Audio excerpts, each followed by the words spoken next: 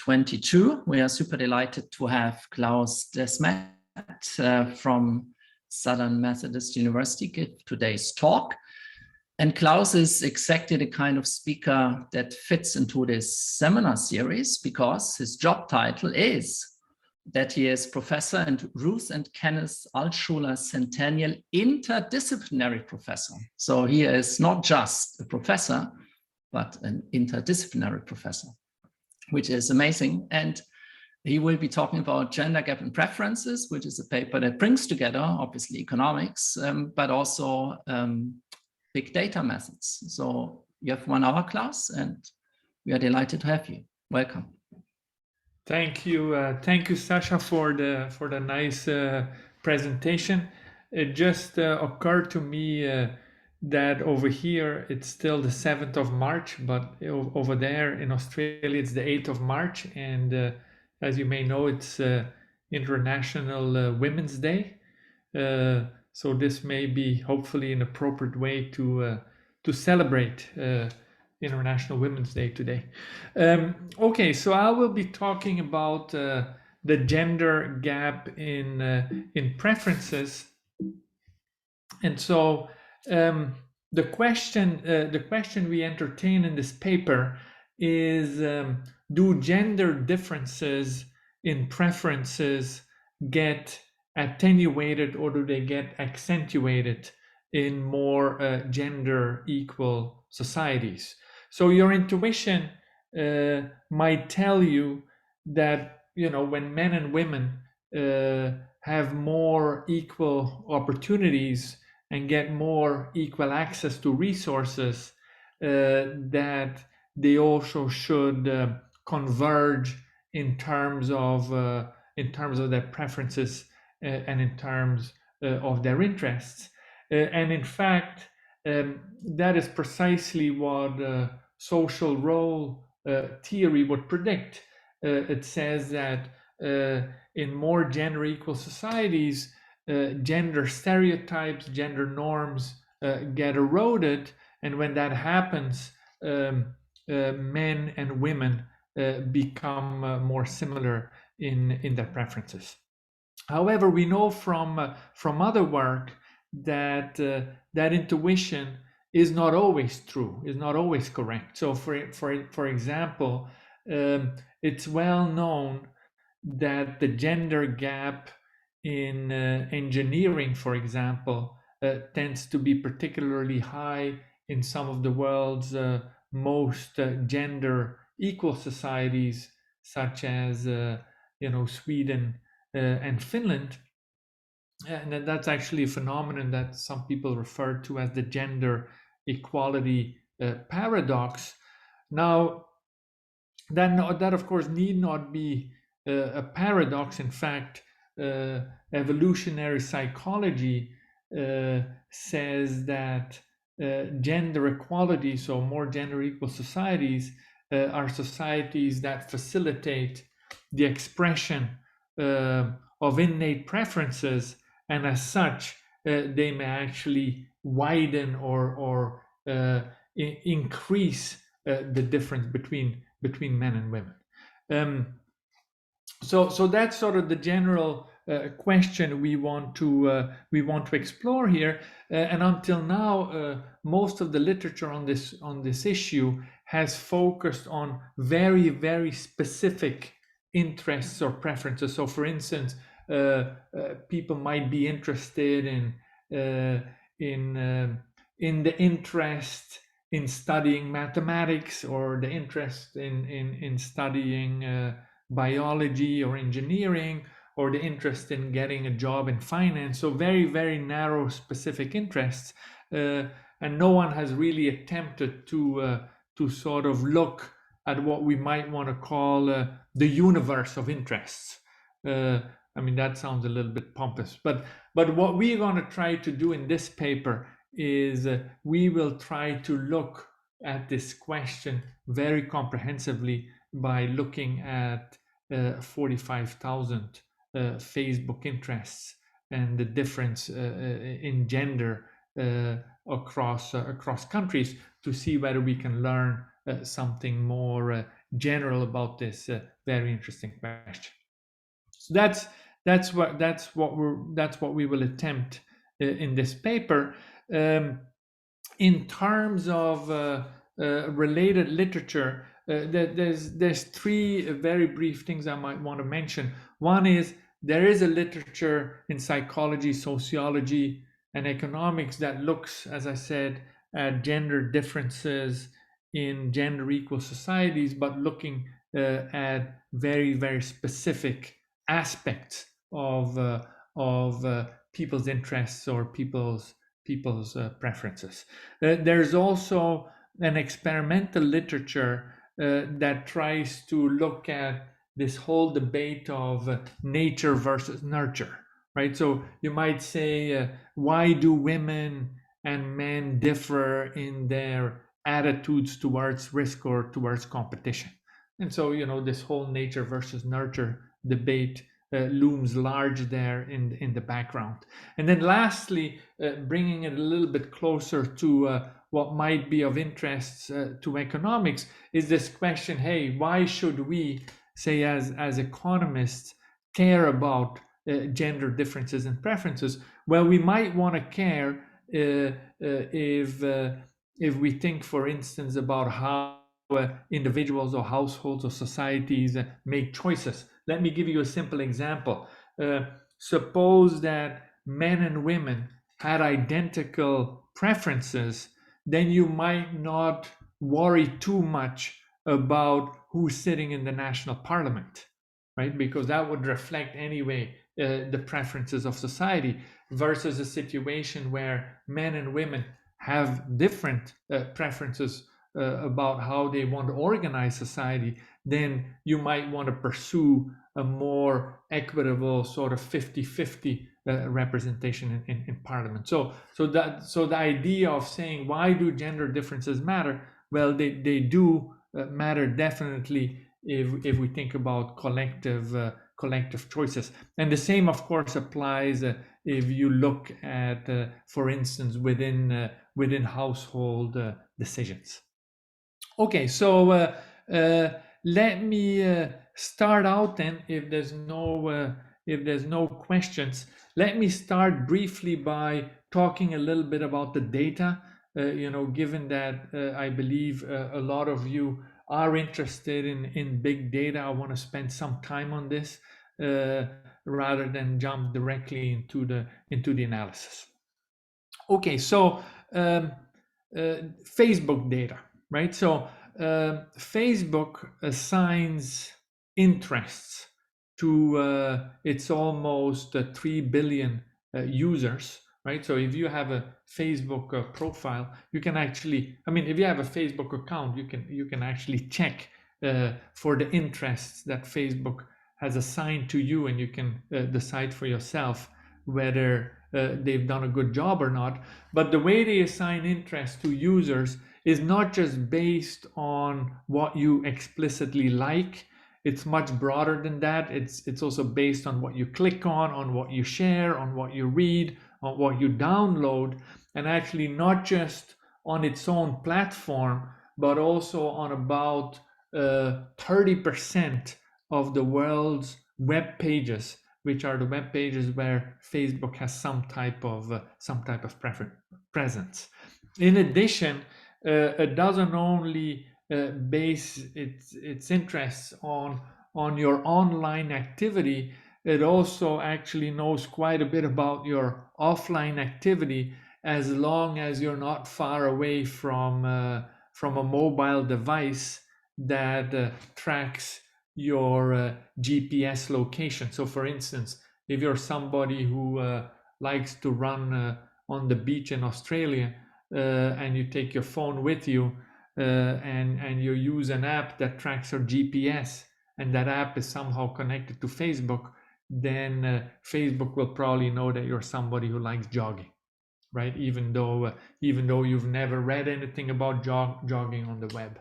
And so in that sense, we view Facebook as if they were doing the job of a traditional ethnographer, right? Ethnographers are people who go out in the field and they sit in a particular society or population group, and they kind of watch what they're doing, and they sit there for weeks or months or even a year, and they describe these populations' preferences and interests and culture, etc.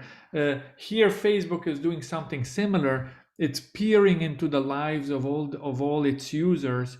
It's following you around, and it does so unobtrusively. You don't really know, or you're not fully conscious of the fact that they're doing it. And in that sense, unintentionally, because of course it's not Facebook's objective, but Facebook has created, in our view, the world's largest database on people's revealed preferences and interests.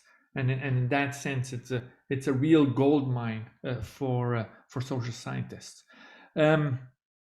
Okay, so how do we go about, very briefly here, how do we go about defining these interests and getting data on these interests? So a first step is to define potential interests. So we start with the 1,000 most common words in English. We also take all the combination of 1, 2, and 3 letters. We feed those into Facebook's marketing API targeting search function. And so if you put in a word, or you put in a few letters into that search function, it's gonna spit back at you a bunch of interests. And so we do this for many things, and so we end up with a list of 300,000 interests, and then we keep out of those 300,000 interests, we keep the 45,000 interests that has a global audience of at least 1 million. Okay, once we have those 45,000 interests, right, then we query the Facebook marketing API again, and then it will tell us, and we do that by country and by gender, and it will tell us the number of users that hold each of these 45,000 interests. And so what we end up getting is, if you wish, a matrix of 45,000 rows, and then a number of columns would be the number of countries times 2, right? So we would have, say, Australian men and Australian women, French women and French men, etc., etc. And so that's the matrix that we will be using for our analysis. Okay, and so you say, well, what are the advantage of using these types of data?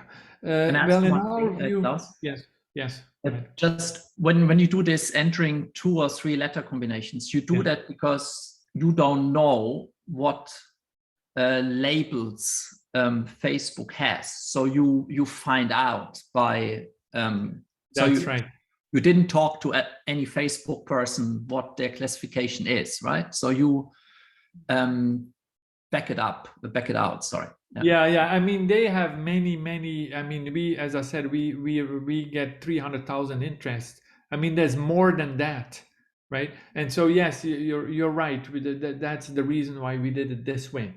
Given we don't have a list of interests, we kind of in some ways solicited that list or constructed that list by feeding the search function these combination of different letters.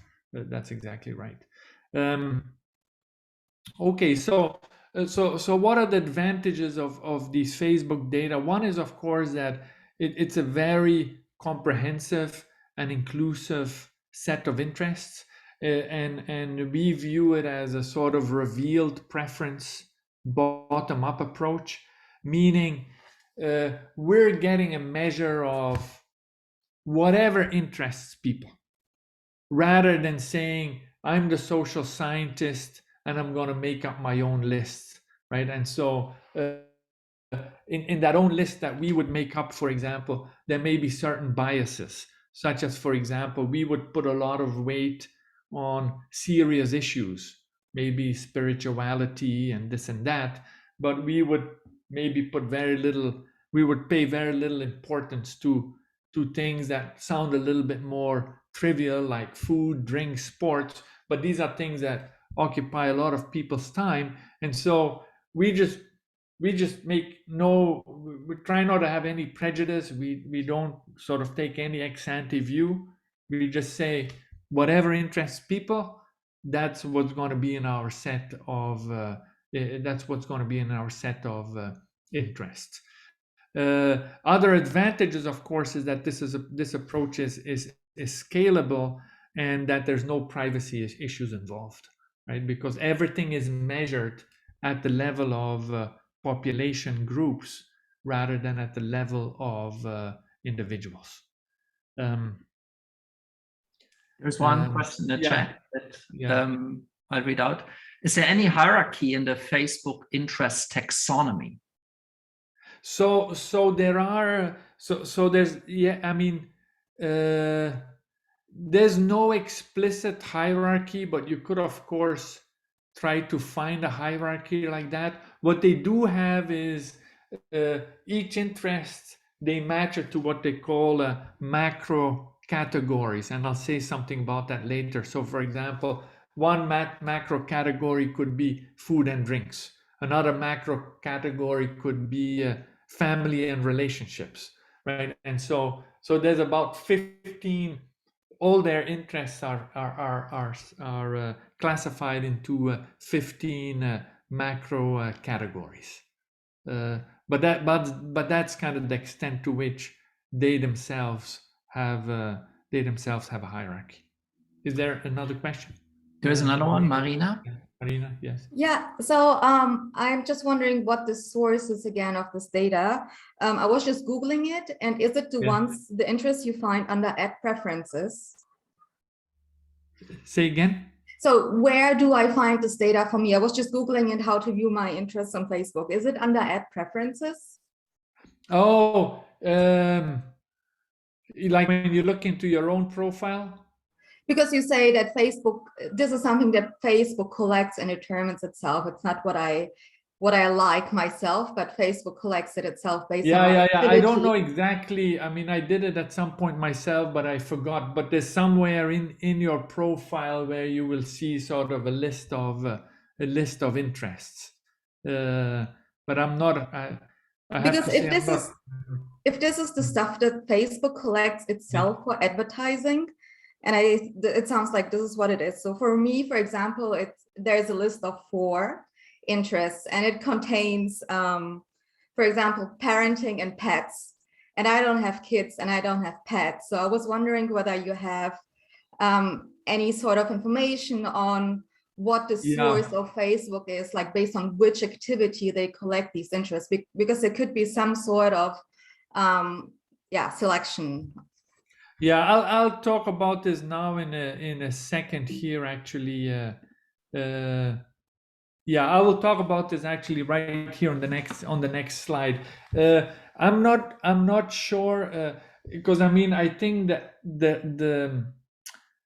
the average number of interests per person tends to be in the several hundred, like maybe 200 or even more, 250, 300. So if you only have 4 interests, maybe, I mean, I'm not sure, maybe that might be because you never ever are on Facebook, or it might be because it's in a different place from where you're looking. Yeah, so either I'm looking incorrectly, or it could be then possible. people of my demographics just have a way different activity that Facebook accesses, like, so you have way different information set. Yes. I mean, so here's kind of the algorithm itself. We obviously don't know. It's a very, very complex algorithm that they use to identify people's interests, or their users' interest. But the broader point is that Facebook's business model depends crucially on identifying their users through interest, because the way Facebook makes money is by showing you ads, right? But in order to show ads to you, you need to spend time on Facebook. So the only objective of Facebook is really for you to spend as much time as possible on its platform, right? And in order for you to spend a lot of time on the platform, they need to be able to feed you relevant posts on your feed, right? There needs to be stuff that you find interesting. And so it's in that sense that you can kind of comfortably state that Facebook really has a very strong interest on identifying people's true interest, because if they don't, their business model, completely falls apart, right? And so, there's people who've tried to study the exact algorithm, but of course, that's proprietary and that's complex, and we don't know exactly how that is done. But what we can do is we can say, hey, let's we did some of that in another paper, but let me show you a few things here. You can look at, to get a sense of whether what they collect is reasonable in any type of sense. Let me show you just a few of these interests, right? So this is the share of Facebook users interested in the Bible. So yeah, we see strong presence in South America, Sub-Saharan Africa, Europe, North America, pretty much absence in Asia, or much lower in Asia. You look at Allah, a much stronger presence in North Africa and the Middle East. You look at Buddha, you see a much stronger presence in Asia. And then you can look, for example, at soccer, right? Soccer is very strong in Southern Europe, very strong in South America, in Africa, much less so in North America. You look at rugby, and there you see Australia, for example. These are just examples, right? Just to give you a sense of different interests, and you could, of course, do this for all 45,000 interests that we have in our list. And you would see, okay, in general, this is reasonable. Of course, you would see certain things that are not reasonable. So this is by no means sort of arguing that there's no noise in these data. There's obviously a lot of noise as well. Another thing you can do, just to provide some phase validity to these Facebook data, what you see over here is the outcome of a clustering algorithm that we ran using Facebook distances between countries, based in this case on about 60,000 interests. And so you can look at it, and what you'll see is that this kind of makes quite a bit of sense. If you go, for example, to the left of the diagram, you see how the US and Canada join at the lowest level. When you go to the next level, they join with New Zealand and Australia. You go to the next level, they join with the United Kingdom and Ireland. You go to the next level, they join with Iceland. And then you go to the next level and they join with all of Northwest Europe, and then with the rest of Europe. So you see the kind of cultural clusters that you would probably expect, right? You see you see the Russian Federation with Belarus over here, etc., right? So this makes a lot of sense, and it provides some type of phase validity to the use of Facebook data. There's one question, okay. whether the data is dynamic. So in your running example, running on the beach, so if for a year I don't run, would Facebook drop that from the list of interests? Yes, they would. Yes, this is constantly updated. I mean, one very interesting application would be to use these types of data to study short-term cultural evolution. The problem, of course, is that getting these data is in terms of time very costly and very time-consuming. So it's not as simple as saying, okay, why don't we get a snapshot of this, for example, every week over 2, 3, 4 years, and then we could actually we could actually start thinking about using these types of data to study questions of cultural evolution or particular shocks and how they propagate, for example, across the globe. That would be very interesting.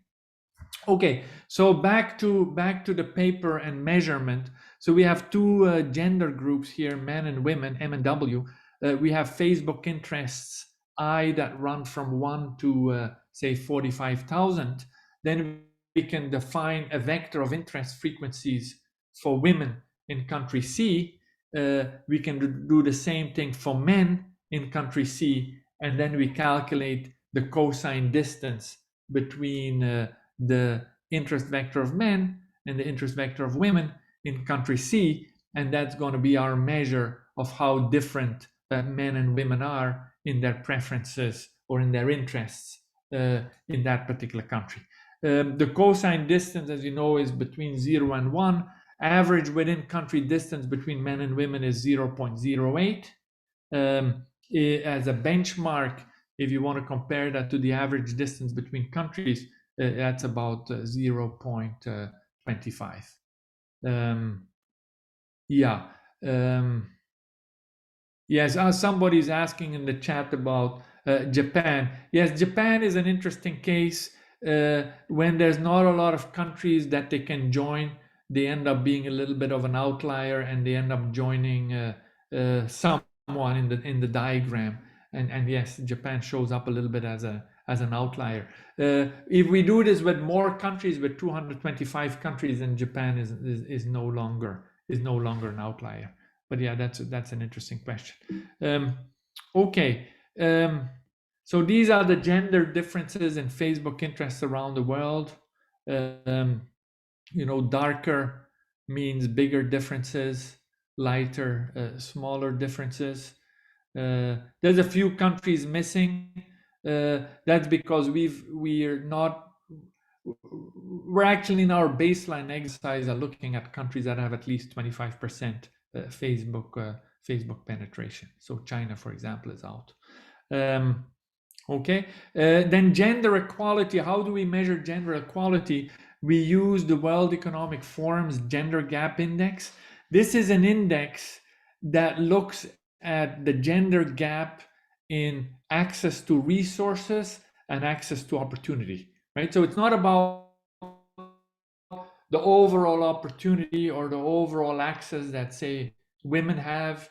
It's about the relative access, right? So you could say in less developed countries, everybody has less access to resources. So this is about the gender gap in the access to resources and opportunities, and there's many different indicators of that.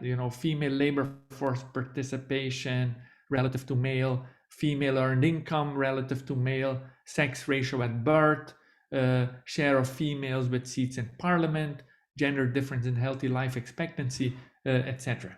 Right, and the index is organized in such a way that higher values mean higher equality. Okay, so here's a map of the world. So the darker places are more gender equal. So of course, sort of Northern Europe, much of the developed world, but there's also some developing countries that have high degrees of gender equality, such as some countries in Southern Africa. Okay, and then of course we throw in a bunch of other controls, which I won't get into right now in the interest of time. Okay, so that's as far as the data go. Are there any questions on the data part? Okay, so let me show you a few results now. When you look at all interests at once, so at all these 45,000 interests, and you look at the raw correlation between gender equality and gender differences in interests, there's a very slight positive correlation, but the correlation is rather weak. When you do a sort of more complete regression analysis, where you control for all kinds of other confounders in sort of determinants of gender differences in preferences, and you look at what you find, you don't find much. Let's put it that way. There's some, in some cases, again, a slight positive partial correlation, but in many cases also sort of statistically insignificant. So remember, the positive coefficients here would mean that in more gender equal countries, men and women are more different in their interests. Okay, so then what do we do next? We say we would like to unpack these 45,000 interests, and we do that in the following way. We say we want to distinguish between what we call gender-related interests and non-gender related interests. And so we will call a gender-related interest an interest that displays a systematic bias towards the same gender essentially across all countries of the world. So let me give you some examples. If you look at cars, video games, football, hunting, you already know where I'm heading. Those are preferences or interests that are more prevalent among men than among women in all countries of the world, or essentially in all countries of the world. Whereas if you go to fatherhood, romantic comedies, spas, children, those are all more prevalent among women than among men around the world. And so we call that a gender-related interest. Mind you, that doesn't mean that men are super interested in cars, or it doesn't mean that women are very interested in romantic comedies. What it means is that if you look at romantic comedies, pretty much in all countries of the world, there's more women than men interested in those comedies, right? And the same with cars. There's more men than women interested in cars pretty much everywhere on the planet. And is then there any gender difference in Facebook use? Say again? Is there any gender difference in Facebook usage? That's a good question. We don't really have data on that, so we don't really know. That's a good question. Whether men are more on Facebook or women are more on Facebook.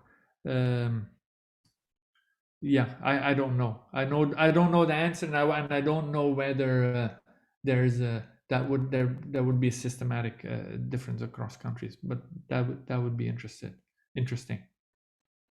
And so then what is a non-gender related interest? Those are interests that don't have a systematic gender bias. So those would be interests where in some countries men are more interested, in other countries women are more interested.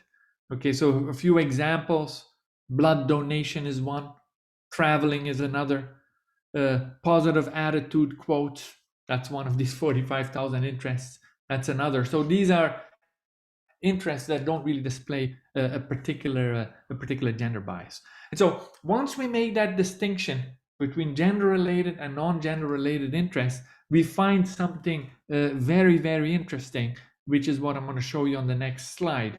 So on the left, I have the gender related interests. On the right, I have the non-gender related interests. And so what you see is that more gender equal countries, right? That's my x-axis, my horizontal axis. In countries that are more gender equal, I get a bigger gap between men and women in gender related interests, say bigger difference in hunting and in cars and in family, right? Bigger differences, versus in non-gender interests, we find exactly the opposite. In countries that are more gender equal, there are smaller differences between men and women in these non-gender related interests, such as traveling, for example. Yes, Paul? Klaus, following up on Marina's comment and your response. So when we think about the interests that you see on Facebook, it's, I guess, a combination of what the people choose, but also a little bit of let's say, pixie dust from Facebook that they add with their algorithm to assign certain interests to certain people. And I mean, could it be that what you observe, especially with the gender interests, that it's the individual's true interests plus something that Facebook assigns due to demographic characteristics?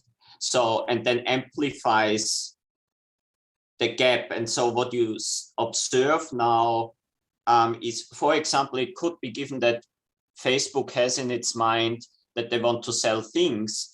They say that maybe because in more gender equal societies, women have a higher, a more attractive consumer market for Facebook.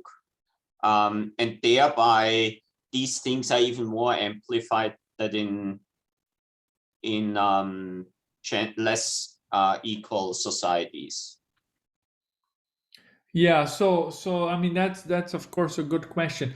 I'll say a few things. One is, of course, we'll in our regressions, etc., we will control for level of development and for many other things. So, for example, if you say maybe women and men have access to different resources depending on the level of development, we'll control for that. Now, the more specific question is would Facebook somehow want to add its own view on things, right?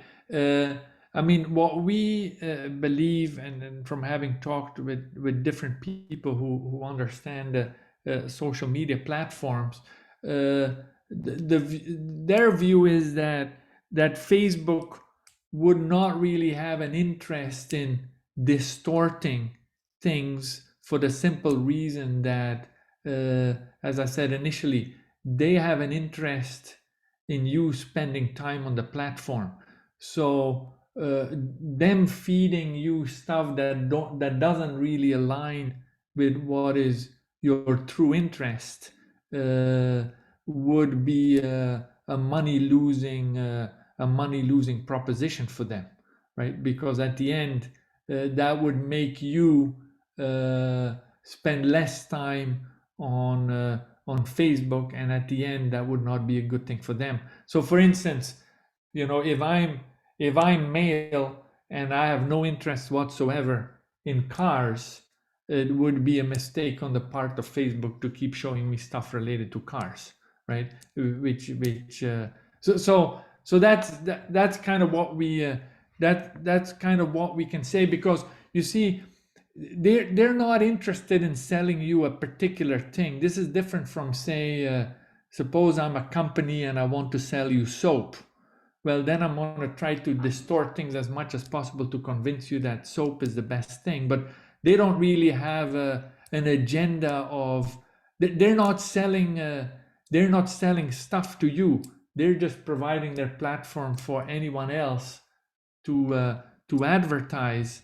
And so what they want to do is they want to make sure, if there's a company, say, that pays for Facebook publicity to reach, say, 100,000 users 20 times, well, Facebook needs to have those 100,000 users online in Facebook, and there's a limit to the amount of ads they can show you, right? I mean, all of this is very calculated, and so everything is really a function of how much time you spend on Facebook, right? And that is really what they're trying to maximize. I mean, maybe that's a good summary. I think what Facebook is trying to maximize is the time that each user spends on its platform. From then, let's say, taking that as a premise, then we can, of course, discuss, would there still be any room there for Facebook to, for example, distort certain things? And I'm sure you can probably come up with some examples of Facebook introducing certain biases. But in general, the sense is that would go against their bottom line. Yeah.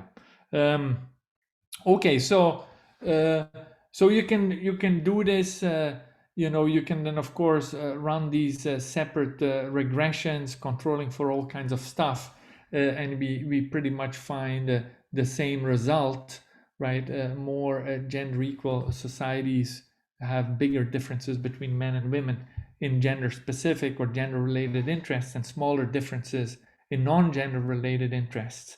And then the rest of the paper, I'm looking at time here just to make sure we're not running late.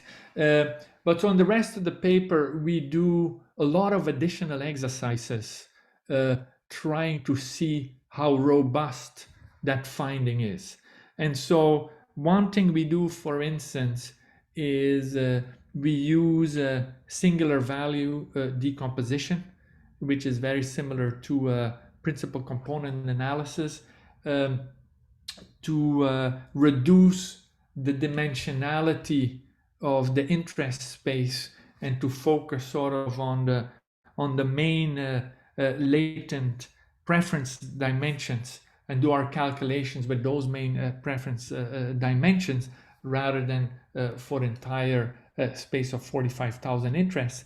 And the reason why we do this is, of course, because our distance measure may be subject to certain problems, such as synonymy, right? So different interests may really reflect the same underlying preferences. There's also a related problem, which is called polysemy, which is that the same interest may actually have multiple meanings. And then overall, the third problem, of course, is that there may be noise in data, and that's why we use this technique to reduce the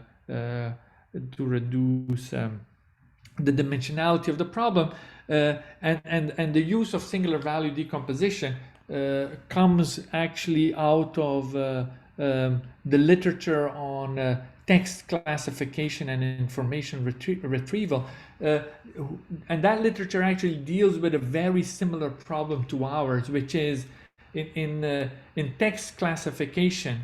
The problem they're dealing with is how similar are two texts based on the word frequency that I observe in the text. In our case, the problem is how similar are genders based on interest frequency. And so we kind of borrow techniques from that literature to do dimensionality reduction. And when we do this, I'm not going to bore you with the exact details here of how singular value decomposition is done, but as I said, it's very similar to principal component analysis. If you do this and you rerun, or we rerun our exercise using the main preference dimension. So here essentially what we do is we have the gender related interests. We perform singular value decomposition on that subset of gender related interests. We get the main dimensions of and then we focus on that subspace of the main dimensions, and we calculate our cosine distance on that lower rank matrix, and as you can see here, we find pretty much the same results, and we do the same for the non-gender related interests. Okay. Now there's one quick question. We have a few questions in the chat, and I would maybe leave them to the end. So I don't want to stop you, but are you also going to explain why you think we have these differences in gender-related interests and non-gender? Yes, I will say something about that. Yes, and about. There's some questions in chat about that. Yeah. Yes, I will talk about that in 5 minutes, and then maybe the rest, maybe some of the discussion can be related to this.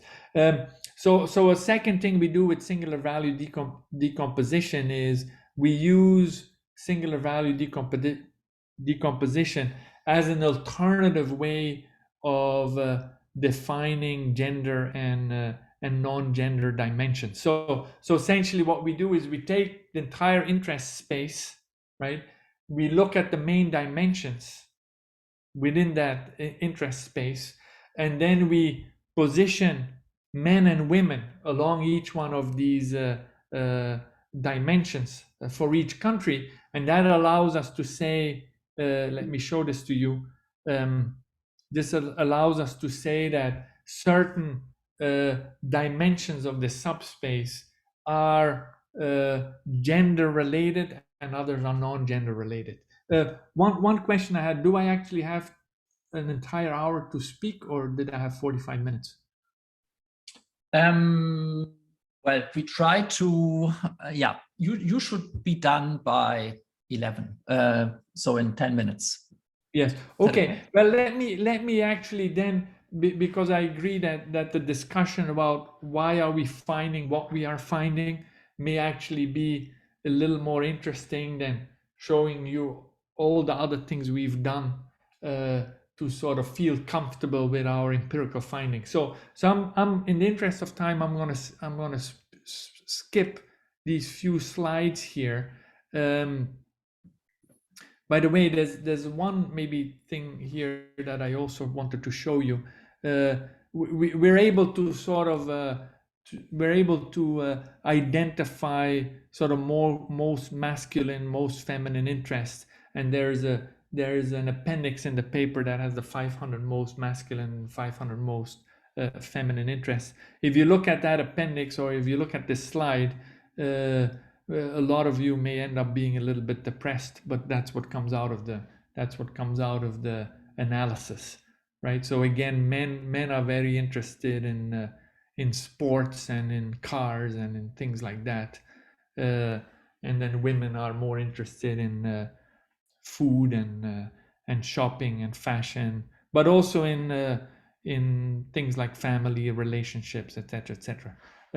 But anyway, let me move on and talk about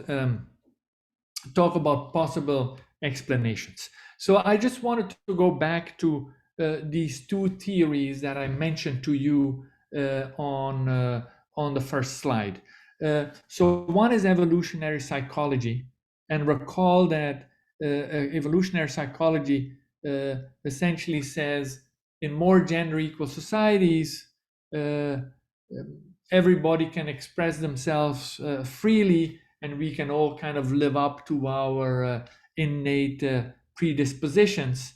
And according to that theory, it would not be surprising if we see widening preference differences between women and men because of these innate predispositions that can be more easily expressed. There's less constraints on them. Versus social role theory that says most of these gender patterns are socially constructed. They have to do with stereotypes and with norms. Once you take those barriers away and they break down, we will tend to see narrowing preference differences between women and men. Now, what's interesting to me is that these two theories are often presented as though they were competing, that one theory has to be true or the other.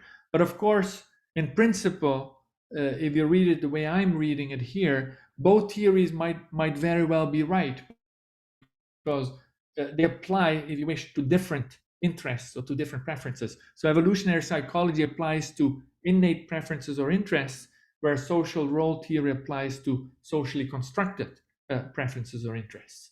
And so then the question, of course, becomes, in this universe of interest, can you distinguish between interests that are more likely to be innate and interests that are more likely to be socially constructed? And of course, if you ask that question, can you do that with your data? The short answer is not really.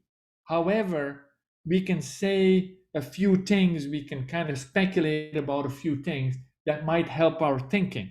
So the way we sort of think about it is the following. For an interest to have a strong innate gender component, it must display a systematic bias towards the same gender across the globe, right? So it's a bit like saying, if I take the example of traveling, right? And you say in some countries, men like traveling more, in other countries, women like traveling more. Well, that's unlikely to be innate, right? Because if it's really were innate, shouldn't it look the same? Shouldn't the gender patterns look the same across everywhere in the globe? And so you could say war, for example, or football, if that's more frequent among men in all countries, it's more likely to have an innate component. And that's why we say gender-related interests are potentially innate. And potentially is, of course, important because we don't know, but they're potentially innate versus interests that do not display this systematic gender bias. They're more likely to be socially constructed. And so if you're willing to run with that interpretation, then our findings are actually consistent with both of these theories, because we find that in more gender equal societies, there's a larger gap for gender related, say, innate preferences, and a smaller gap for non-gender related, say, socially constructed preferences. Now, of course, this interpretation is tentative, right? That's why, as I said, we refer to these gender-related interests as potentially innate, right? Because we can, of course, not discard that some of these potentially innate preferences might still be socially constructed, right? Now, of course, if they're socially constructed, they would have to be socially constructed in the same way in all countries of the world, or they may be socially constructed in one particular place, and then because of global cultural diffusion, they spread around the planet. So one example would be, suppose we talk about football, right? And you say, why is it that men like football more than women, or why is football more popular among men in terms of their interests in pretty much all countries of the world? You could say maybe that reflects hormonal differences, in the sense that men have been shown in many experimental studies to be much more interested than women in everything that has to do with competition. And maybe soccer or football is a kind of competition, right?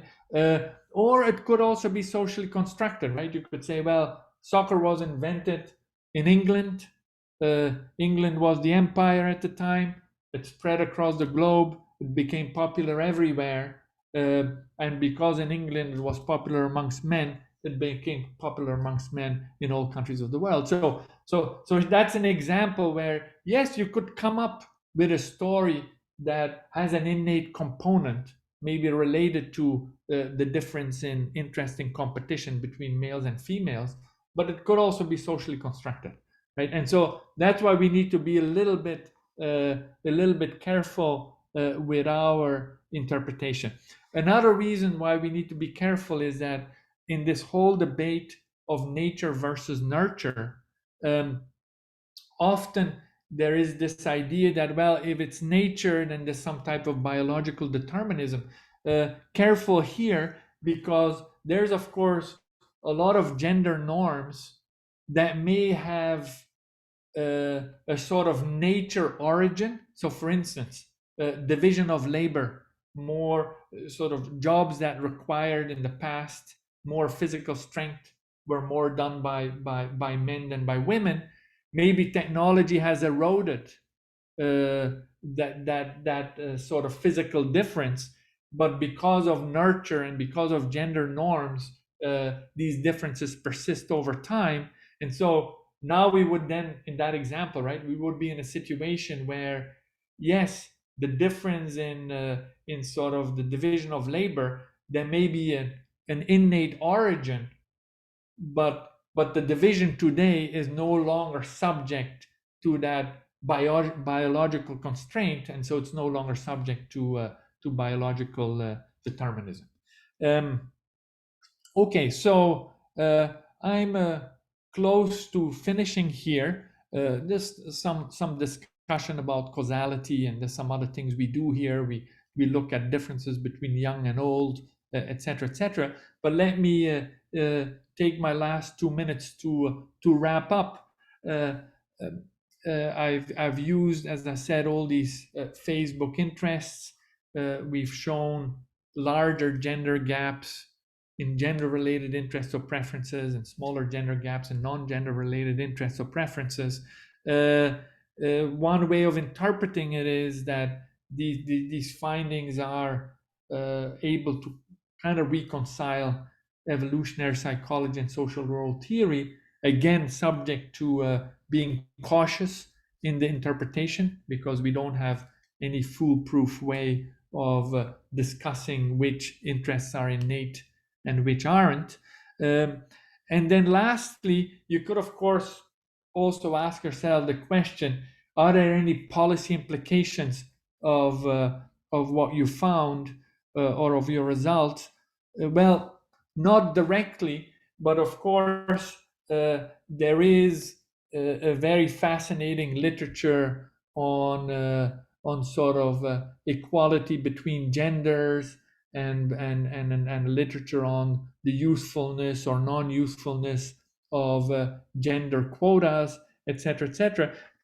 And that may of course have something to do with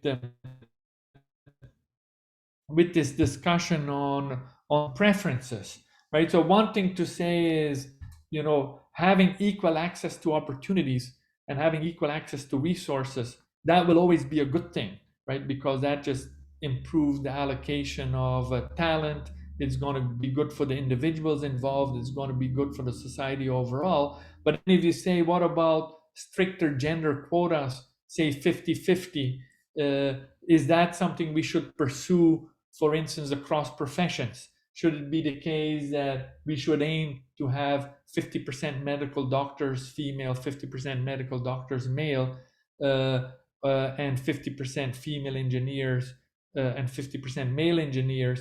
Or do we think there's some fundamental differences such that maybe we end up with 70-30 in favor of females in the medical profession and 70-30 in favor of males in the engineering profession? So those are all, I think, fascinating questions, and obviously we have we have not really anything to add to that discussion. It's just, we're just kind of scratching the surface here, but because we have access to so many data, I think there's some hope to make progress on trying to understand whether we're dealing here with preference differences that are either socially constructed or have more of an innate basis. So I'm going to stop here so that if there's any other questions, we can still ask those. Thank you. Yeah, thank you so much, Klaus. That was fantastic. Cool. Thank you. There is indeed a few questions. One is, again, data related. If people set their profile on private, how do you even know that someone is male or female? Yeah, so there's yeah, actually in most that's one of the, so there's a bunch of demographics in Facebook. So you can search users by gender and by age, and also by other types of criteria, and for some reason the gender one, almost everyone is identifiable with one of the two genders. Now, is that because, what I don't know is, does that include people who didn't declare their gender, but Facebook sort of guesses their gender? I'm not 100% sure. But yeah, the data we have is only by gender. So to the extent that there are a bunch of people of which Facebook doesn't know the gender, well, those wouldn't be included. Right. So yes, let's say the sum of male and female users is going to be less than the total number of users. Right. So yeah, I think it would be just, you know, interesting to understand what kind of people you're capturing in your sample, how their demographics compare to the overall population demographics, and Yes, like no, that. that's a very good question. I can tell you that the balance male-female is typically very balanced across countries, but for example, in some Middle Eastern countries, there's an overrepresentation of males on Facebook. The biggest bias on Facebook, in as far as we can tell, is age, of course. You know, there's more younger people, let's say in their 30s and their 40s on Facebook than people in their 60s or their 70s. So we've done some robustness comparing younger people and older people. I think that's really the biggest bias in terms of demographics that we can tell. There's other biases, of course, but those are harder to identify. Then Simon Angus put about 20 questions in chat, so maybe you want to pick some. I put solutions as well. So Oh, wonderful. I should copy them. Yes, thank you. I guess the biggest one is I was trying to think about the most stark thing I think that I got stuck on was the positive association with gender equality. And I was trying to think about what might be driving that result. And it occurred to me that in more gender equal countries, there could be other freedoms as well. And so actually the diversity of the marketplace and therefore the ads, which is what by your argument Facebook is using to drive these, could be more diverse. And so actually what we could be picking up is that the kind of the extensive margin of the basket of interests that I can express myself in and for on Facebook is just larger in more equal countries, which may be more gender equal as well. The example I noticed was on the top right was Norway, on the bottom left was Iraq. And so it's quite possible that in Iraq, there's just less for me to talk about. And so my result is actually less about my gender preferences, but the background level of diversity in my community. And you're picking that up as a gender thing, but actually that's actually, I'm limited in my expression. And so to treat this, my suggestion, unless you've already thought about it, is actually to do a country-based gender blind distance estimation. So get the distribution within the country and then compare now separating, only doing distances between male and female, compare that distribution to the blind one and see if you get a shift. And then you could argue quite strongly, you've taken into account anything else you think might matter about what we consider interests. They're all in my background. And so now I'm comparing to a strict within country background. And so it's kind of like a distributional fixed effect for that country. I'm not sure if you've thought of that. Yeah, so one thing we did do is we were definitely worried, and maybe it's similar to your concern, that say more gender equal countries or more developed countries for that matter were countries that had a greater diversity of interests. So we do in all the regressions, in actually every single column, we control for what we call entropy.